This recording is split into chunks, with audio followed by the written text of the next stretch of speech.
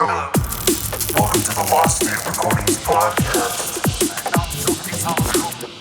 Hi, my name is Trey. This is the Lost State Recordings Podcast. In this episode, I wanted to do a discussion about what it's like for people in the music industry or audio engineering, basically just in general, the music industry, people that deal with ADHD or autism, kind of what it's like for people with a sense of neurodivergency in a neurotypical world. Me, I identify as ADHD because I was diagnosed with ADHD at the age of 31, I think, 32, I don't remember. I'm now 35. I've been taking medicine. I have therapy. I take Adderall. I just switched to Vyvanse, which might be a better fit for me. I feel like anyone who listens to this who is in that field, who has been navigating this since COVID, everyone kind of realized, oh, I might be ADHD. And there was a huge influx of people getting prescriptions and diagnoses. It's awesome that people have been getting help that they need to better themselves. I think COVID was kind of a situation that made people have to sit there and deal with themselves and kind of, either themselves or the relationship, dealing with coping with the issues that we dealt with in COVID and also just themselves and people around them. So this will be not so much a very scientific showing you exactly how everything works, more of just life stories of me dealing with ADHD since I've now realized how I am and how I function, and ways of dealing with some of the negative symptoms, some of the good the good symptoms of, well, okay, I'm not going to say good symptoms, but the upsides and the silver linings of having a developmental issue such as ADHD or autism. It could be used as a benefit for production as far as staying on task, but the issue is focusing and trying to stay organized when you have a lot of different moving parts, say like a recording session where you're sitting there and you have to keep track of the band and you have to figure out the patch list and you have to figure out how to set all the mics up and this and that, and getting distracted. And there's people that have probably gone on their whole lives with ADHD or being autistic where they don't realize that they have these situations that come up from like their symptoms, or kind of figuring out how to cope with some of the issues they deal with, and sometimes the negative side effects of people self-medicating. I know that alcohol, weed, different kind of substances that a lot of people that I know in my life working in the audio field or just working live concerts, a lot of people that just cope with drinking and getting high, which is, it's not, it's not the best thing for them. I used to myself, I would cope with drinking because when you have ADHD and you're trying to, deal with a lot of different stressors and things in your life, and also just being functional, everything is very overstimulating and kind of gets to the point where you have to like shut your brain off. And for me, when I was younger, I found that I would drink a lot because it would kind of quiet some of the noises in my head rattling around, which at the time I didn't realize. And honestly, alcohol is probably one of the worst things for someone with ADHD to deal with. Drinking and dealing with symptoms, it just makes a lot of the negative symptoms worse for your life. But overall, in this episode, I just want to kind of go over, success stories of people that got help and went on to do good things, people that, realize they have issues and figuring out getting help. It's not something that's super easy to figure out, but once you get there and you kind of realize, hey, I have an issue and a condition, and you want to get better, it's only up from there. So let's jump into some stories of my own.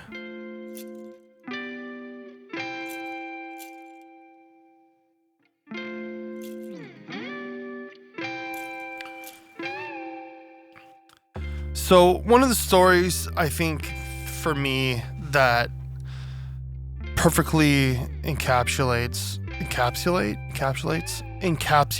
like having ADHD, working a job, like doing something and trying to be focused, but like knowing I just like had a hard time. And even before I knew I had ADHD, I like knew I had something. I'm like, oh, I have ADD or something. But one of the stories that I can use for an example of like working a concert where I was like a stagehand for like a show at a venue, and I just remember being so excited. And like, you know, one of the issues I have with ADHD is hyperactivity. So it's like attention disorder hyperactivity, or attention deficit hyperactivity disorder. One of the issues I have is just like when I'm really into something, when I'm super excited, I literally get so pumped and I'm a nut. Like I'm crazy. And you know, when I say that, I'm not saying, you know, freaking out. It's just I get really into what I'm into when I'm really excited. So for me, working at a concert venue and trying to do a good job and, you know, pretending to be professional. Let's be honest. No one's like really professional. I mean, we're like, you know, you're professional at what you're doing and you know what you're doing, but like no one's actually professional, because when you let your guard down, you know, you're being silly or you're having fun. I've always used humor as a way of like coping with some of my anxiety and other issues I deal with ADHD. So for me, when talking to a person who's like a tour manager or someone who is like a production person who they're giving me orders, and there's just times where like, you know, I'm bringing in cases or I'm bringing in guitar amps or something for a show, and then they're saying, hey, this, that, go do this. And then like I turn around, and one of the issues I deal with is like, you know, working memory is an issue with people with ADHD. So in that moment I go, yeah, got it. And I run away, right? So I run away and I start doing stuff and I immediately forget. And depending on the tour, if, you know, the people that are, you know, working are nice, you know, it's not as bad to go up and be like, oh, hey, what did you say again? You know, can you help me remember or something? You know, I never wanted to burden someone. They just told me this. Why should I immediately have to ask them again? From their perspective, they're like, what the fuck's wrong with you? What are you, an idiot? Like, you don't know how to take directions. So the negative aspects of that is sometimes doing what they're saying but not doing it right, and then they end up getting mad at you and yelling about like, you're not doing this right, I told you this, that. And I would always go, oh sorry, I thought you said this. And I would try to make up some way to like cope with the fact that I like didn't pay attention the first time they told me. So I'm like sitting there and I'm talking to this guy, and you know, they're on tour. You know, they have a lot of stuff going on. It's stressful, right? They're busy. Maybe they're doing two different jobs, like loading all the stuff and setting up, but also they're the sound guy, but they're also like, you know, helping the merch figure all that stuff out. So one of the issues I had a time with, like I said, was just remembering what they said and like fulfilling what the duty was that they were expecting from me.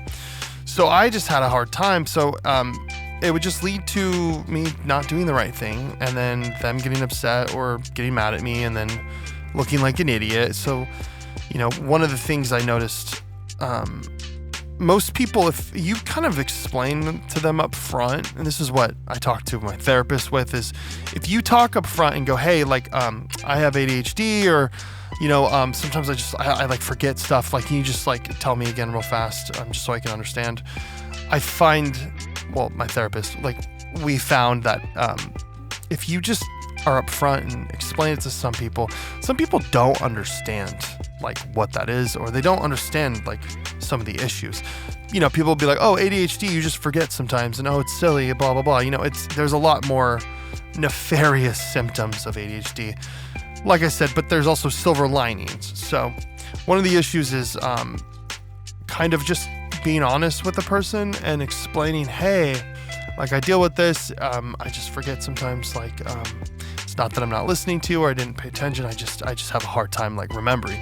So I did that a couple times working some gigs where, you know, I kind of was just like, hey, I have ADHD, and just putting that out there to where more normal people who maybe don't understand, they'll kind of understand what the issue is that people deal with, and it'll kind of destigmatize some of the negative, like, you know, self feelings of like inadequacy that I deal with, and imposter syndrome in certain instances.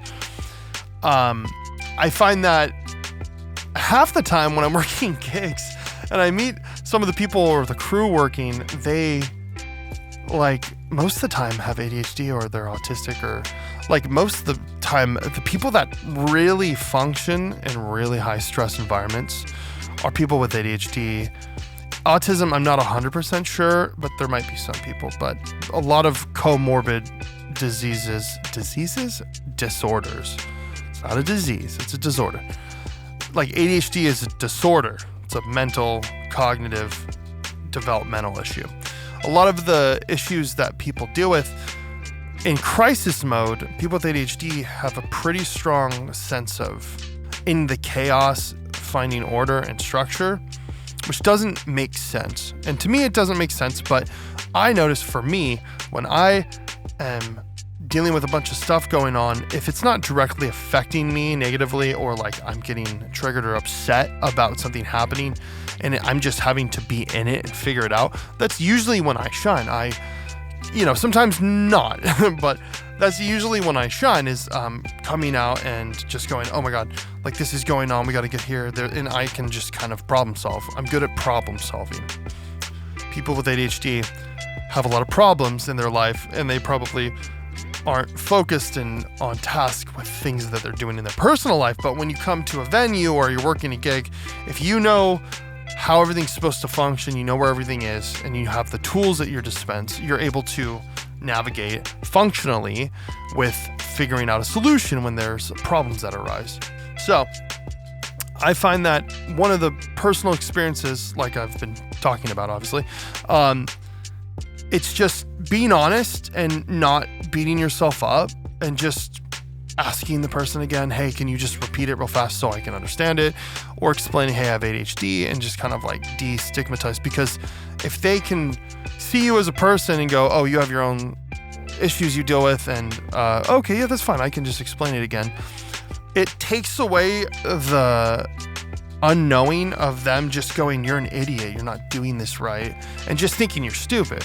Because you're not stupid, I have executive functioning disorders where I have a executive functioning disorder where I don't know what to do first sometimes, or I start pulling this over here and doing this before I should be doing this, and I've done that so many times in my life. But I think the key takeaway from this story I'm talking about is just being honest, open, just don't judge yourself, in a negative way. Just work through it and just try to come to a common ground with the person, in such situations where you just need them to kind of re-explain something so that you can finish the task at hand. That's one story that I find, for me, even talking it back is helpful to understand, hey, like you don't have to feel stupid, just like ask again. And if they're going to be a dick to you, then they're going to be a dick to you, and you can't really control that. You can't control what you can't control, but you can control how you respond to a situation and how you deal with the situation. So freaking out and getting stressed out and then getting upset isn't going to help that situation. And it will just also make you look unprofessional, I guess, at that point. But so that's one story. I think another story I could tell is just the general issues with people that deal with ADHD or who are on the neurodivergent spectrum, is just the low self-esteem, the imposter syndrome, the kind of lack of self-confidence that a lot of people just naturally have that get into different fields like audio engineering or, like sound, live sound, doing film and other sorts. Once you get to a spot where you feel like, hey, I know what I'm doing, you feel pretty confident in your skills and your abilities, but there are people maybe who are more neurotypical who go down paths of figuring out what they want to do and getting to where they want to be and being happy. And for me, my main struggle with my ADHD is just not feeling confident in the decision of like, oh, I'm going to be an audio engineer, or I'm going to do video and I'm going to be a content creator. I'm going to stream.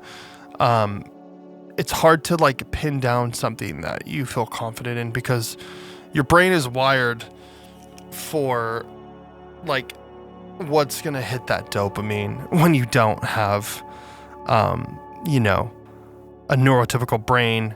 Your brain is always going to be searching for something that's interesting, something that's going to like drive you to be motivated. And because when you lack dopamine, you can't focus, you can't pay attention.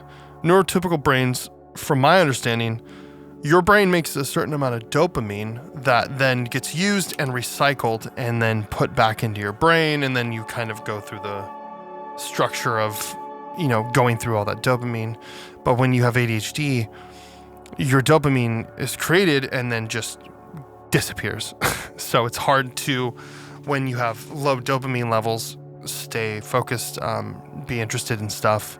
I can't tell you how many different hobbies I've picked up and just lost interest because from my understanding of ADHD people, you have a interest-based nervous system. So basically, unless it's interesting to you, it's not going to be hitting those receptors. It's not going to be making you feel like fulfilled or, excited to do it. It becomes more of a chore. Then you're not going to want to be motivated to do it. So there's times even doing audio engineering or, the career of sorts that I've kind of pinned, like, this is what I like. I like music. I always found music to be something super important to me when I was younger. And now I kind of think back and realize that dealing with whatever trauma or other issues I've had in my life, that music was always a source of, hitting those dopamine levels or like making me excited and making me happy. So I found that that's something that I wanted to like fulfill and make a career out of. I think it started with, I wanted to be a musician. I loved guitar. I played guitar, learned how to play guitar when I was 12. And then from there, I joined a couple bands where I played bass, and I was like, I want to play guitar, but they needed a bass player. So it just kind of happened. But it started out with, I want to be a musician and I want to play shows and I want to do this. And to an extent, I did do that a lot when I was younger. But as I got older, I was more interested in the behind the scenes, like making music and recording. And I just thought that was so awesome. And one of the first things I ever got was like a little Fostex MR8. It's a little red 8-channel digital interface. No, it's just not an interface. It's a little standalone recorder, but you can also plug it in to a computer, which I would record everything on the little interface. Sorry, not interface. The little recorder, you would like track all this stuff and then you would import it to like, at the time, what did I use? Audacity or like Adobe Audition. It's like 2005 or something, I think, or like 2007. Somewhere around there when I was like in high school. I was just obsessed. And, that was always on the back burner until I got older. When I was 18, I worked at a studio in Seattle called Mirror Sound Studios. It was like an internship thing I did. And it was awesome. And I learned a lot. But also after that, I just went about my way and kind of never followed up on that. But I always ended up making music and, doing my own recording, and had a little Digidesign M-Box that I would track stuff. It wasn't until the band I was in, American Memories, that I fully started recording our own albums, and they're on Spotify and everything, and some of them are dog shit. They're like, honestly, like even just looking back at my own work, it's they're pretty bad. I would use a Behringer 8-channel, like big old boxy, like a PA head that's side mounted with the all the knobs and everything. And I would put like 8 different mics on the drum set and then just run a stereo left and right out of that into my M box because it was only a 2-channel interface. So that's how I would track drums, and I would have to listen back and then tweak everything kind of accordingly, turn up the kick or the snare. It was very old school at the time for what I was doing, kind of like, there was the capability to actually fully record, like with an interface and all that, but at the time I didn't have all that. So ever since then, that's when it really picked up, and I just found this is something I'm really into. So I've always been trying to do more audio engineering work, recording bands. I've gone through a handful of years being here in Portland where I've tracked quite a few bands, and I'm kind of honestly at a stagnant point in my career, just basically from COVID and then being diagnosed with ADHD. I've just spent a lot of time kind of learning how to cope with myself and coping with my ADHD and doing therapy that I've just haven't really put a lot of effort into pushing myself to like doing a lot of audio engineering stuff. Also couple that with having to work like a restaurant job and doing a lot of stuff, your energy levels just get drained. Like if money wasn't an issue and I could just sit around and record bands and do music stuff, that'd be the dream, right? But that's not the reality. That's also touching on the fact that people with ADHD, other neurotypical people, throughout your days working jobs and having to be social and just being overstimulated all day, when you have to delegate so much of your personal time to just working a normal like 9-to-5 job, it really drains all of the energy to work on other stuff. So, not for lack of trying, but I beat myself up sometimes when I sit there and go, oh, I could be like working on this or this and that. It's like finding the balance of knowing when to rest and feeling comfortable. Like, okay, now I have enough energy this day. I can work on stuff. Like I have an album I'm recording myself. It's like a rock shoegaze album. I have 5 songs. I tracked this shit like probably almost 2 years ago, right? 2 years ago. And I'm just now finishing trying to put lyrics on it. I only have 1 song done. I've had to bounce everything from Reason, which I made a lot of the music in, bounce it into Pro Tools, remixing the whole thing, and then putting vocals. So I'm at a good standing point with it right now, but it's been a process. I guess for lack of energy or just being busy with life and my partner, I just can't find the time, even though, I'm sitting here recording into a mic for a podcast. But, for the most part, finding the energy and the drive is really hard for people with ADHD and autism. I mentioned autism and ADHD, just neurodivergent people in general, but I'm kind of touching mainly on my section of neurodivergency ADHD and how I deal with it. I don't know if anyone will take this and really listen to what I'm saying and kind of understand it if you are on the cusp of realizing you're ADHD, or maybe you are ADHD and can relate to it, but I have a tendency to ramble, so if you're listening to this point and you're just hearing me ramble, sorry, I'll get back on task.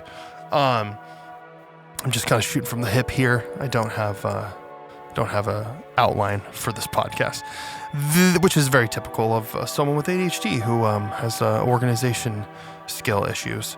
But getting back to what I was saying, feeling the need to overcompensate, to push yourself to be productive, to push yourself to be social, to do all the things to be a functioning person, and trying to go down the field and the career choice you've made.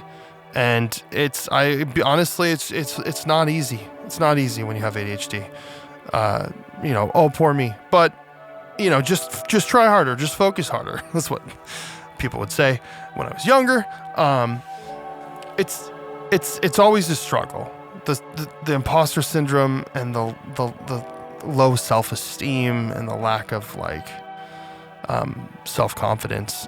These are main issues that affect people with ADHD mentally. Because if you were brought up your whole life and you're trying your hardest and everyone's just like, you're not doing it right, you're not listening, you're not trying hard enough, just, push yourself to do more, and you have to do, like, it's so overwhelming for anyone with like a condition like me or, autism also. Like, our brains aren't wired to be functional and have to do all this stuff perfectly at command.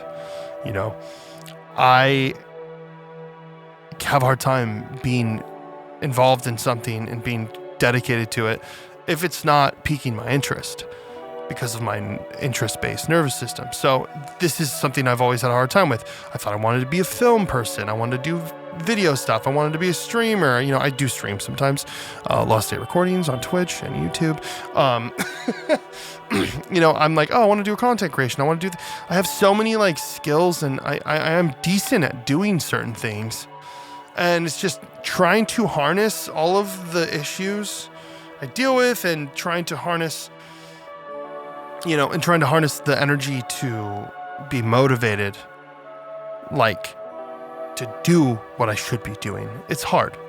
But I think the more you realize, hey, if you have ADHD and you like doing this, you like also doing this, it's just, for me, it's been a process of years of just narrowing down.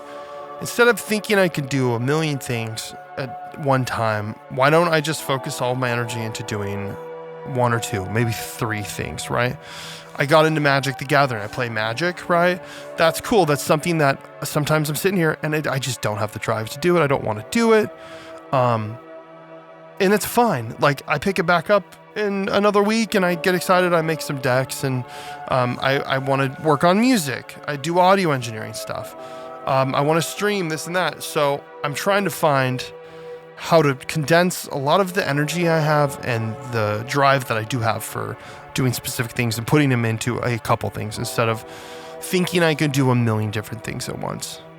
And the more that I've done that, I think that I've been capable of really harnessing my energy and harnessing, the drive to fully commit to certain things. To when you do that, I've been starting to feel a lot more confident in myself, and I've been feeling a lot more,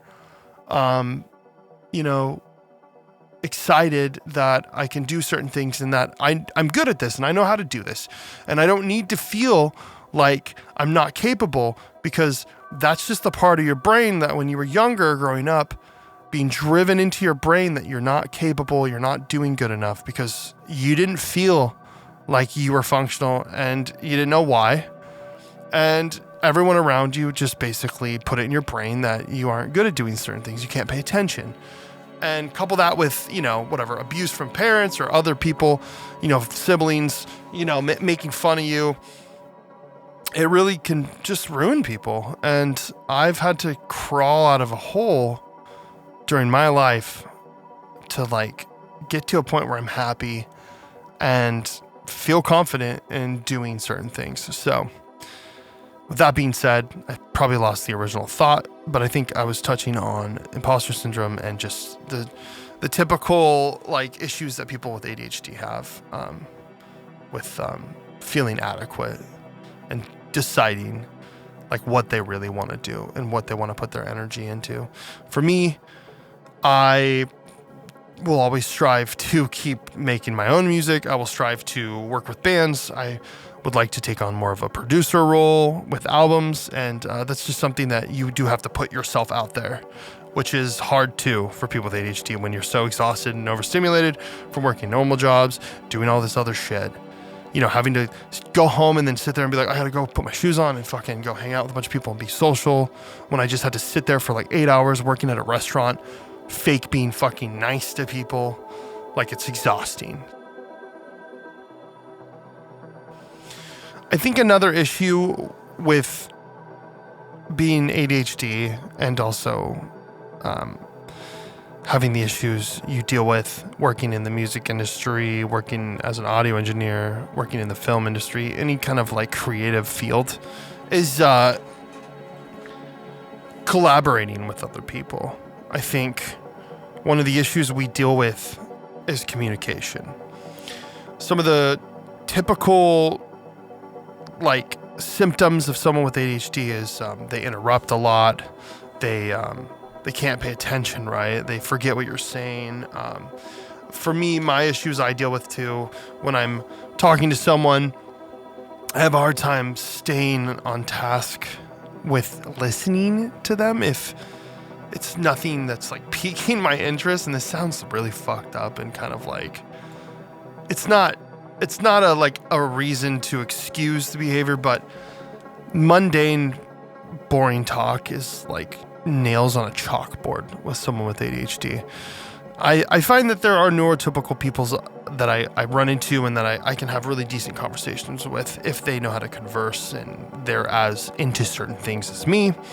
But dealing with people that are more neurotypical, that just talking about normal shit is just like it's so excruciating sometimes, especially if you want to interject and explain something about yourself. A lot of the issues that people with ADHD deal with that seem like arrogance or narcissism, like being really self-involved, is the one key thing I will say is that my brain is moving at all times. So when you're talking about something, it might trigger something else in my brain. And I go, oh yeah, that, and I go off on a tangent, and then we got to bring it back.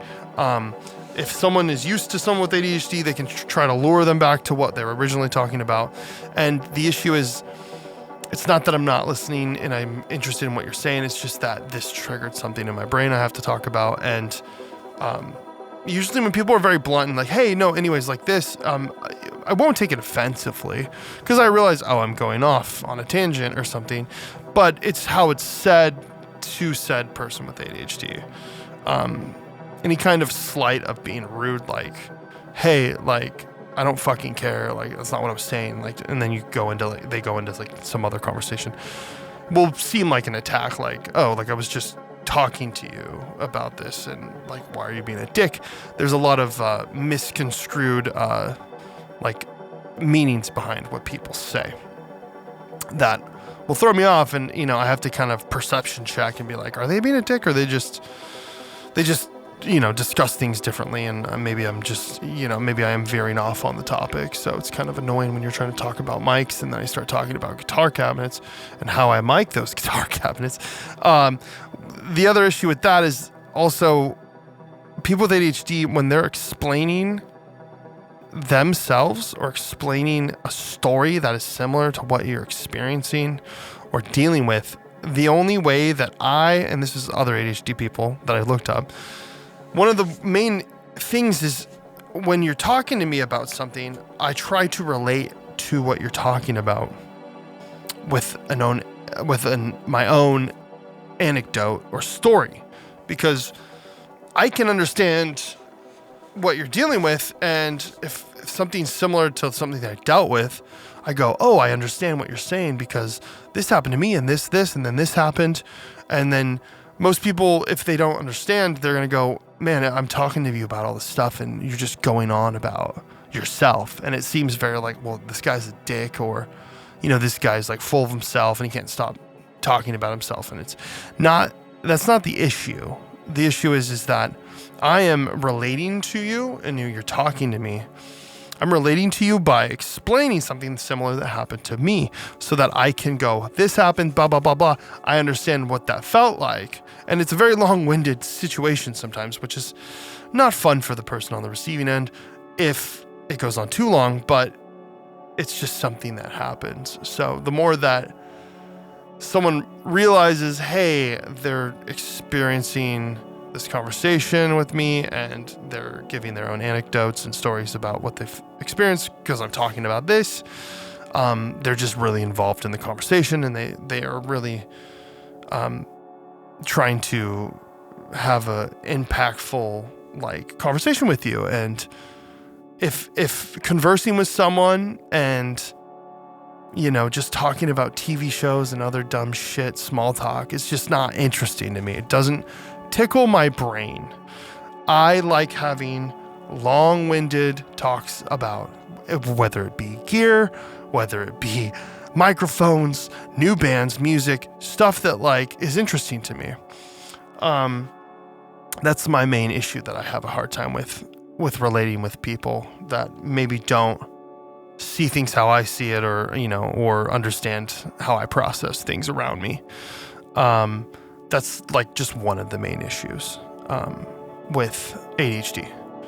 And like, don't even get me started on guitar pedals or, you know, like certain plugins. Like, man, I'll go on for fucking hours.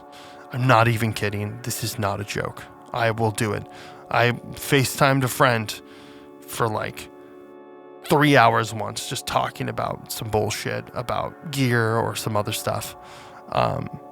Yeah, it's a blessing and a curse, because I find that whenever I'm at a party or around people and no one knows how to talk about shit, I can just start going on about stuff and then usually engage people and start a conversation, or either make things start livening up a little bit. That's one silver lining of having ADHD.